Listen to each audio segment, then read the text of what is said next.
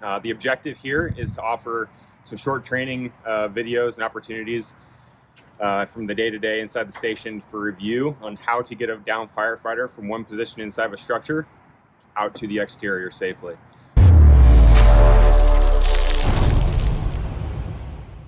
Welcome to another episode of the Black Fireman. My name is Eric J. Neal, and in today's episode, we are following the Kootenai County Fire Rescue in Idaho. They have some great techniques on how to recover a down firefighter if you're just in a building alone. So without further ado, let's get into it. It's important to remember that in these down firefighter instances, 39% of the time, these grabs are being made by the adjacent interior crews. 31% of the time, it's from the crew that the firefighter went down in. So a lot of times, we're not gonna have the rip bag available to us. It's all gonna be about packaging and getting them out as quickly as possible. Some options and considerations that we want to think about as we come to a down firefighter is whether we wanna bring them out feet first or head first. In close quarters, there's a couple different options in to reorient in this firefighter. I'll go over them now.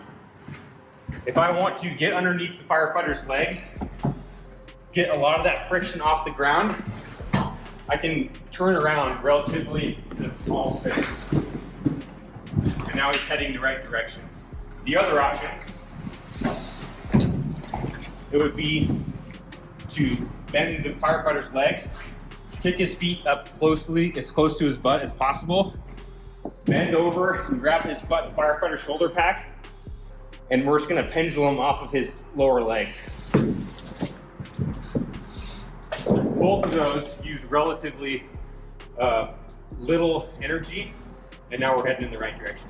So some things we wanna consider when we come down to this down firefighter is how we're gonna get him out and utilizing what muscle groups. A lot of times we wanna grab things, and that's utilizing small muscles, and they get fatigued relatively quickly. If we can come up with ways to use our big muscles and create friction points, we're gonna be a lot better off. So here's some options. So if I came up and I was gonna go feet first, whatever side I was oriented on, if I took his outside leg and crossed it over, it gives me a good pinch point. Now that I have him up on my leg, I can utilize my arm underneath his knees.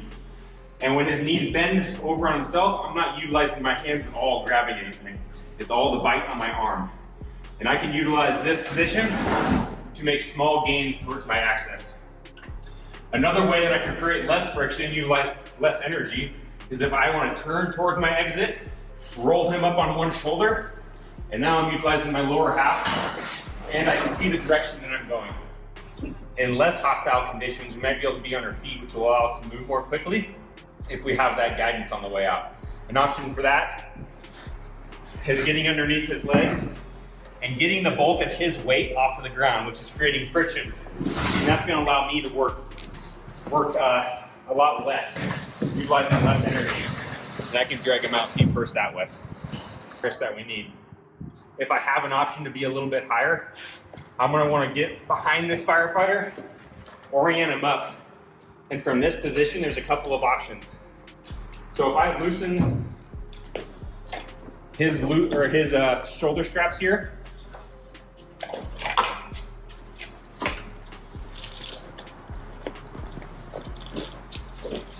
I can utilize this loose strap to pull it through and use it as a handhold on the backside.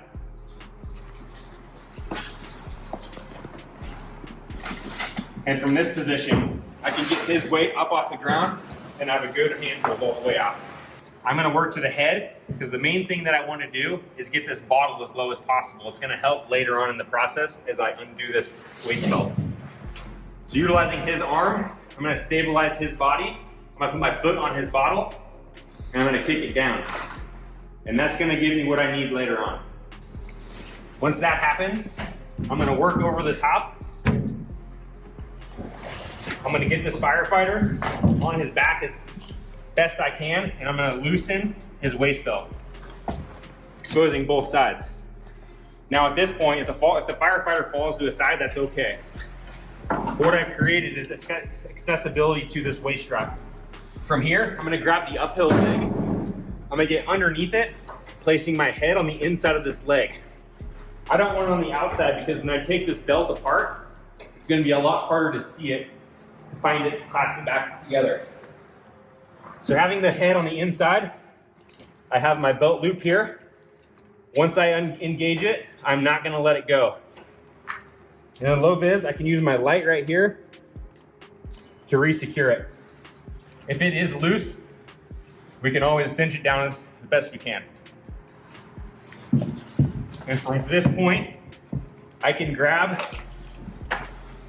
and utilize the shoulder straps as handles or anything else that you might see fit. We got the D loop here that we can pull, and he's secure, at least to get him to the base of the stairs.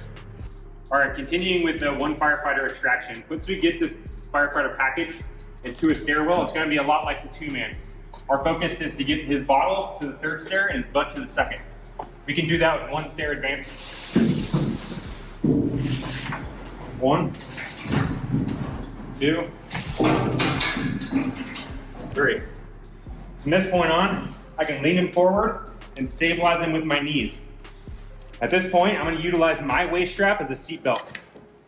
I'm going to loosen it up, unhook it. I'm going to feed it underneath his shoulder straps, and I'm going to hook it back together. Now it's important to cinch this up and gain all of the advantage and space that you can. A lot of times stepping down onto the stair that his butt is on is going to help with that.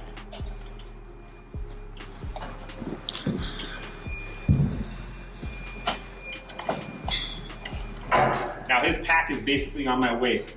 And from here, I can utilize my hands on walls or handrails, and it's all in the legs. Again, it's one stair at a time.